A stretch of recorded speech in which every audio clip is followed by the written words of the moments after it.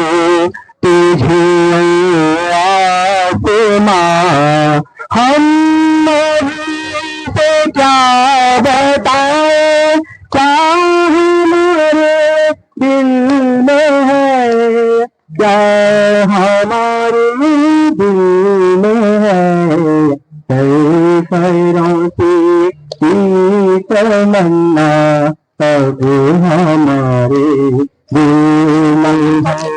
Bharat news देखने वाले तमाम लोगों को आदाब, नमस्कार, सत श्री अकाल। दोस्तों, मेरे पीछे आप देख रहे हैं बहुत बड़ी भीड़ है। ये असल में AIDSO के लोग यहाँ पर आए हुए हैं पूरे देश से। आप देख रहे हैं नई शिक्षा नीति से युवाओं को भविष्य में क्या प्रॉब्लम आने वाली है। सेंट्रल गवर्नमेंट का एक ऐसा बहुआयामी कदम जिससे युवा वर्ग को नुकसान ही नुकसान देश में नजर आ रहा है। तो चल के हम पता करते हैं इनके पदाधिकारियों से, DISO के, और जानने की कोशिश करते हैं कि नई शिक्षा नीति में ऐसा क्या है जिसका देशव्यापी विरोध शुरू हो चुका है। आइए मेरे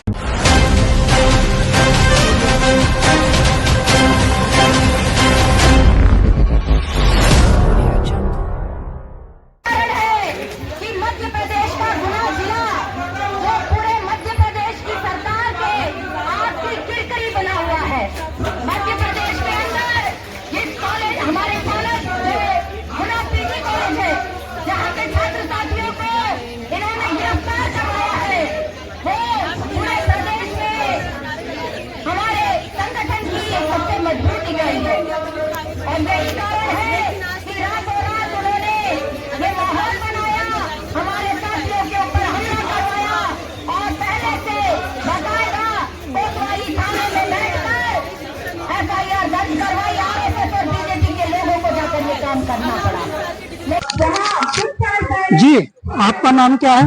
मेरा नाम लिपिका बर्मन है। मैं वेस्ट बंगाल से हूँ। वेस्ट बंगाल से? अच्छा, ये नई शिक्षा नीति से क्या नुकसान आपकी नजर में नजर? मेरा नजर में जो नुकसान आएगा, मैं जैसे कि ये जो शिक्षा का व्यापारीकरण ये जो हो रहा है, इसके द्वारा तो जो गरीबी बच्चे हैं वो तो नहीं पढ़ सकते हैं, लेकिन हमारा देश में ज्यादातर बच्चे गरीबी है। ये देश को आगे बढ़ाने के लिए जिसका फ्री एजुकेशन मिलना चाहिए वो किस तरह से गरीब बच्चे नहीं पढ़ पाएंगे?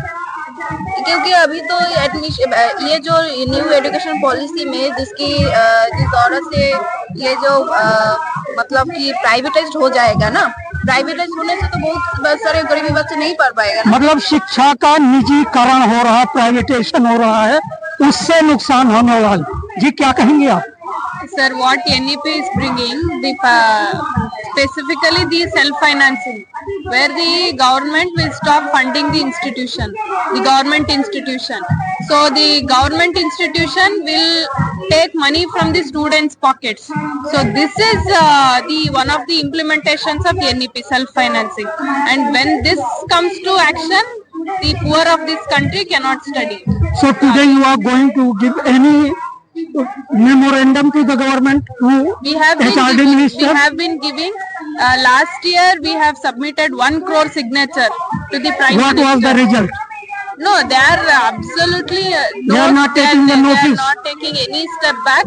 It has happened only in Karnataka, where the Karnataka state government was forced to roll back 4-year degree course, and nowhere else in the country it has been rolled back. The government is continuing the NEP policy and policy of curtailment of education. So if the present memorandum is also going in the dust, then what would be the reputation? Definitely we are going to build a more militant, more stronger movement, and on coming days the students of the whole country have realized that NEP is going to withdraw education and the government is ready to push them to utter darkness. Any appeal to the HRD minister as well as youth of the nation? To the HRD minister and to the government, we want to tell that the NEP has become a big darkness for the country, and the students of this country are not going to keep silent, and they are going to build a very militant and strong movement against NEP. Once again, हजारों युवाओं की इस भीड़ में आप देख सकते हैं ज्यादातर 90% युवा हैं, इसमें लड़कियां भी हैं, लड़के भी हैं। और मुद्दा है नई शिक्षा नीति। नई शिक्षा नीति से देश में क्या तब्दीलियां होने जा रही हैं, क्या नुकसान होगा युवाओं पर, भविष्य के ऊपर, इसी चीज को लेकर आज ये जंतर मंतर पर एक प्रोटेस्ट डिमॉन्स्ट्रेशन रखा हुआ है AIDSO की तरफ से। मैं कोशिश करता हूँ यहाँ कुछ लोगों से बातचीत करने की। क्या मांगे हैं आपकी और क्यों असंतोष है? देखिए, मांगे बिल्कुल स्पष्ट हैं। अभी आप सभी जानते हैं कि सन 2020 में जब देश में एक इस तरीके का माहौल था और एक कोरोना का जो एक प्रभाव था, एक लॉकडाउन की सिचुएशन में देश गुजर रहा था, ऐसे एक आपातकाल की सिचुएशन में सरकार जिस मंशे के साथ और जिस चालाकी से इस आपदा को अवसर के रूप में देखते हुए एक नीति लेके आई, जिसको कि राष्ट्रीय शिक्षा नीति 2020 का नाम दिया गया। और उसको अगर हम बारीकी से अध्ययन करें और आज 4 साल बीतने के बाद जो हम उसकी स्थिति देख रहे हैं देश में, आज पूरी तरीके से जो सरकारी शिक्षण संस्थान है, जिसे हम सार्वजनिक शिक्षा व्यवस्था कहते हैं, उसकी कमर तोड़ दी गई है। क्या ये नई शिक्षा नीति प्राइमरी क्लास से शुरू होकर ऊपर तक किस क्लास तक का असर डाल रही है बच्चों में? ये तमाम निचले से स्तर से लेकर ऊपर तक का, एकदम प्राइमरी से लेकर उच्च शिक्षा के एकदम सर्वोच्च पैमाने तक जो तमाम शिक्षा की पूरी प्रणाली है, ये एक आमूलचूल परिवर्तन किया गया है। इससे लाभ किसे है? इससे लाभ साफ तौर पे, इसे अगर स्पष्ट रूप से अगर एक शब्दों में कहा जाए तो इससे लाभ है पूंजीपति घरानों का और बड़े बड़े उद्योगपति घरानों का। क्योंकि ये हम सभी जानते हैं और देश में जिस तरीके के आज समाज में हालात हैं, जिस तरीके से ये आज जो आर्थिक हालात बिगड़ते जा रहे हैं, ऐसे में ये जो सरमाएदार हैं, ये जो पूंजीपति तबका है और ये जो सरकार जो उनके नुमाइंदे हैं, ये भी भली भांति जानते हैं कि आज सिर्फ और सिर्फ कुछ सेवा क्षेत्र ऐसे रह गए हैं जिसमें कि पूंजीपतियों का मुनाफा सुनिश्चित है। इसीलिए उनको मुनाफा देने के लिए शिक्षा, स्वास्थ्य, बिजली, पानी जैसी मूलभूत सेवाओं का भी आज निजीकरण किया जा रहा है। लेकिन सरकार की तरफ से तो दावा बार बार होता है, अखबारों में भी निकलता है कि अब IAS, IPS, IPR सारे बहुत बड़ी संख्या में निकल रहे हैं देश में। देखिए, पूंजीपतियों को क्यों, जनता को भी तो लाभ हो रहा है। देखिए, हमेशा से जब हम बात करते हैं कि लोकतंत्र के जो 4 स्तंभ हैं, क्या हम उसको उस तरीके से देख रहे हैं कि आज वो स्तंभ अपने रूप में काम कर रहे हैं? क्या हम ये कह सकते हैं कि आज मीडिया भी एक स्वतंत्र रूप से अपनी बात को रख पा रहा है? क्या हम ये कहते हैं कि जो अफसरशाही है वो सिर्फ न्याय के लिए अन्याय के खिलाफ में आवाज उठाती है? ये सभी लोग, ये जो चारों स्तंभ मिलकर आज इस पूंजीवाद को रक्षा कर रहे हैं, इसी जो एक ये जो पूंजीपतियों का जो एक नुमाइंदे बने हुए हैं, ये तो साफ समझ में आ रहा है। तो हम ये समझते हैं कि ये जो चुने हुए प्रतिनिधि है, जो IAS अफसर से लेकर के तमाम ये जो ब्यूरोक्रेटिक तबका है, ये इसी नीति के तहत है और इसी व्यवस्था को टिकाए रखने के लिए ही बनाए गए हैं। जो उन्हीं के हक में नीतियों को बना रहे हैं, उन्हीं के लिए, उनको फायदा पहुंचाने के लिए नीतियां बना। लास्ट में देश के युवा वर्ग के लिए, जिसका फ्यूचर आपकी नजर में तबाह हो रहा है और होने वाला है, क्या संदेश देंगे? देखिए, देश के युवा वर्ग से जो हमारा संदेश यही है कि हर एक युग में जब जब अन्याय हुआ है, अत्याचार हुआ है, जब तब किसी शासन द्वारा किसी तरीके का शोषण हुआ है, तब तब युवाओं की एक भूमिका, छात्रों की एक भूमिका उसमें बहुत एक अहम भूमिका निभाई है। आज जब जब छात्रों को इस बात को समझना होगा कि संगठित आंदोलन किए बिना कभी भी अपने जायज मांगों को हम हासिल नहीं कर सकते हैं, इसीलिए आपके माध्यम से हम इस बात को भी जनता तक ले जाना चाहते हैं और खासतौर पर युवा वर्ग के सामने ले जाना चाहते हैं कि इस तरीके का जो अन्याय अत्याचार हो रहा है, जिस तरीके का शिक्षा की जो आज दरवाजे आज आम जनता के लिए बंद किए जा रहे हैं, रोजगार के अवसर लगातार घटते जा रहे हैं, भविष्य पूरी तरीके से अंधकार में डुबाया जा रहा है, नशे की एक लत लगाई जा रही है युवाओं में, इन सब के खिलाफ में एक जोरदार अगर आंदोलन को विकसित किया जा सके और संगठित होकर के इस लड़ाई को अगर आगे बढ़ाया जा सके, तभी हम अपनी जायज मांगों को जीत में तब्दील कर सकते हैं और एक बेहतर भविष्य की कल्पना कर सकते हैं। बहुत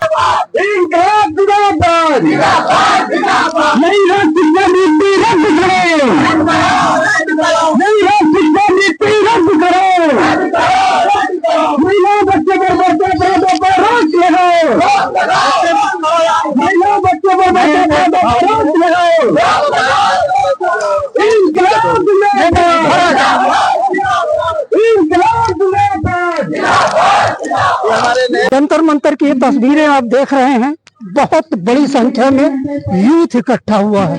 वो यूथ जिसके कंधों पर सिर्फ देश का भार नहीं होता, विश्व गुरु बनाने की जिम्मेदारी नहीं होती, बल्कि जिम्मेदारी होती है उस हकीकत की जो विश्व पटल पर नेतृत्व करता है अपने देश का, क्रांति का, प्रगति का, उन्नति का। आपका नाम? शिवाशीष प्रहराज है मेरा नाम। अच्छा, शिवाशीष जी, नाम से तो लगता है यार बंगाल से है। नहीं, मैं वैसे मेरा घर उड़ीसा में है। अच्छा अच्छा। तो हम लोग तो सारे देश में मूवमेंट ऑर्गेनाइज करने की कोशिश कर रहे हैं। किस तरह का मूवमेंट, किस लिए आप? देखिए, हम लोग अभी राष्ट्रीय शिक्षा नीति के खिलाफ हम लोग मूवमेंट छेड़ रहे हैं। जब से राष्ट्रीय शिक्षा नीति का ड्राफ्ट शुरू हुआ 2016 से, उसी समय से हम लोग बोल रहे हैं कि ये राष्ट्रीय शिक्षा नीति जो है वो शिक्षा को तबाह कर देगी। अभी जब उसके बाद हम लोगों ने सजेशन भेजा, सरकार ऐसा क्यों चाहेगी? वो सरकार जो कह रही है सबका साथ सबका विकास, देखिए विश्व गुरु। सबका साथ सबका विकास में एक चीज छुपा होता है। क्या? विकास का मतलब कैपिटलिस्टों का विकास, आम जनता का बर्बादी। अच्छा, तो विकास सबका साथ, सर्वहारा वर्ग की बर्बादी आम जनता का बर्बादी। और कैपिटलिस्ट को, आम जनता के अंदर सिर्फ सरबराह वर्ग भी नहीं आता, सरबराह वर्ग लोग समझते हैं मध्य वर्ग भी आता है। मध्य वर्ग भी आ जाता है उसके अंदर। सिर्फ कुछ चुने हुए कैपिटलिस्टों को छोड़ के, सरमाएदार पूंजीपतियों को छोड़ के, बाकी हर तबके के लोग खतरे में हैं। अभी जो सिचुएशन है, नई शिक्षा नीति लागू होने के बाद इस समय पे इस जो बोलता है हम लोग नया एक चीज लाने की कोशिश कर रहे हैं, अच्छा चीज लाने की कोशिश कर रहे हैं, तो छुपा के क्यों लाते हो भाई? जब कोरोना काल में जब लोग घर में बंद है, तब 2020 में नई शिक्षा नीति आई। ये नई शिक्षा नीति जो है शिक्षा को एकदम तबाह कर देगा। शिक्षा का निजीकरण होगा, व्यापारीकरण होगा, सांप्रदायिकरण होगा, व्यवसायीकरण होगा, उसका केंद्रीकरण होगा। शिक्षा, स्कूली शिक्षा से लेके उच्च शिक्षा तक कुछ बचेगा नहीं। पूंजीपतियों में के हाथों में खेलने के लिए क्या सरकार की कोई मजबूरी है? क्यों चाहेगी कि उसका देश तबाह हो? सरकार तो पूंजीपतियों का ही है। सरकार जो है, ये सरकार पूंजीपति लोग ही बना रहे हैं। चुनती तो जनता है।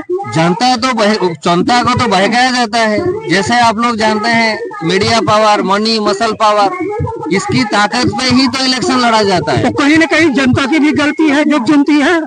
डेमोक्रेसी चल रही है आखिरकार देश में। देखिए, जनता को आप शिक्षा नहीं देंगे, जनता को आप जीने का हक नहीं देंगे, जनता को आप स्वास्थ्य सेवा के अधिकार नहीं देंगे, तो दबे कुचले लोग हैं, उनका कॉन्शसनेस जिसको बोलते हैं, वो कॉन्शसनेस आने के लिए एक स्ट्रगल तो होती है। अब लोगों को पढ़ने के लिए नहीं देंगे, लोगों को बोलेंगे कि आप पढ़ो मत, 8वीं तक पास फेल खत्म, नई शिक्षा नीति के जरिए और शिक्षा व्यवस्था खत्म, तो फिर लोगों को बोलोगे कॉन्शस होके काम करो, ये तो पॉसिबल नहीं है। तो लोगों के पास जो चीज पहुंचना है, नई शिक्षा नीति आई, अब नई शिक्षा नीति की बात हो रही है।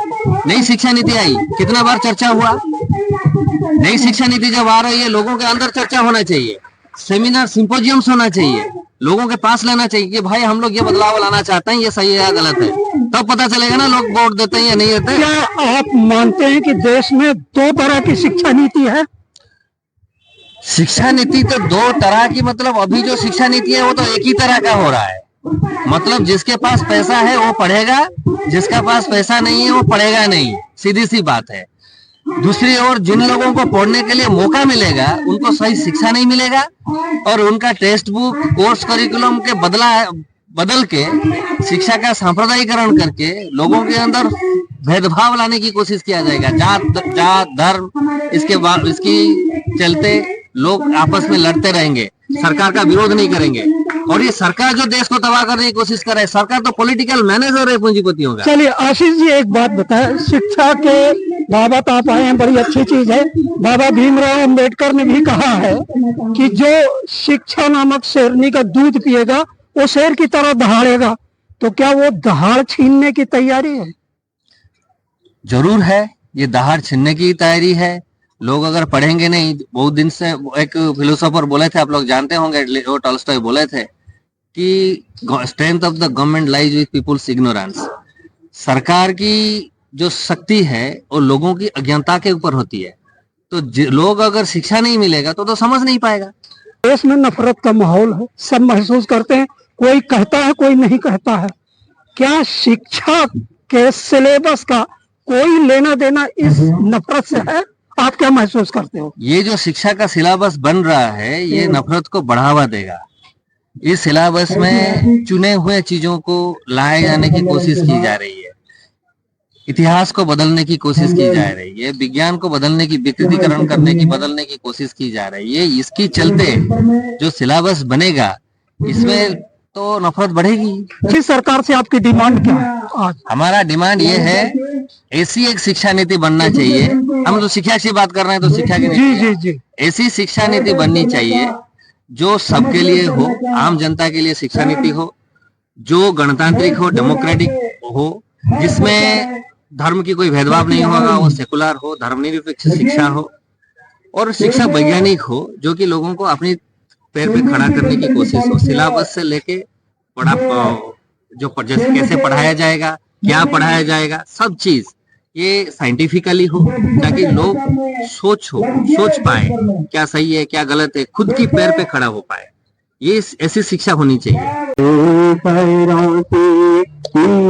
तमन्ना अब हमारे दिल में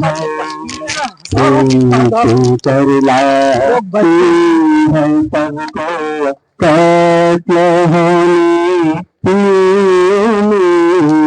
पीछे कर लाती है सबको कत्ल होने की उम्मीद। आशिकों का आज जमघट ऊंचाई का दिल में है, ऊंचाई का दिल में है।